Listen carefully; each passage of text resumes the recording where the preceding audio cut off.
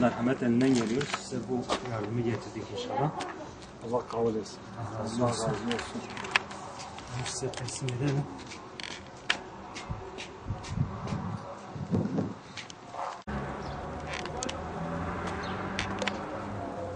Önce bir imzanızı alayım. Teslimatımıza dair. Biz sizin durumunuzu öğrendik. Dedik bir yerinde hem tespit yapalım. Şu anda benim yardımcı varsa benim iki çocuk gözler görmüyor. Bir de benim hastalığı var. Mide kanseri. Bir de benim çocuk mide kanseri var. İşte benim Toplam kaç çocuk var şu anda? toplam ben 8 çocuğum var. Evet. Bundan sonra Siz de herhalde rahatsızsınız. ben de rahatsız. Ben mide kanseri. Bu kadar senedir. Rabbim şifa versin Allah inşallah. razı olsun. İşte götürün. Temizliyor yapıyoruz. Maalesef bir çare yok işte. Bitmiş. Ne ilaç kabul ediyor, ne ameliyat kabul ediyor. Başta yeri yurtum yok.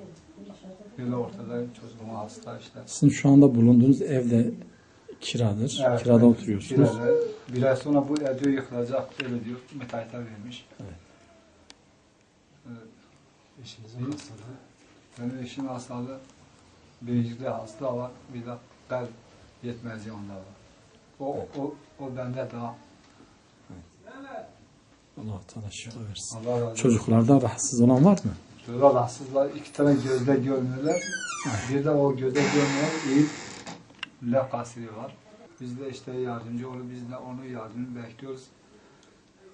Bir de işte benim evim yok. Benim yerim yoktur. Hep birlikte devlete ve halkla bana bir çare bulsa yani. Bir de geçen sene ben biraz keçi aldık, işte satamadı, borç aldık.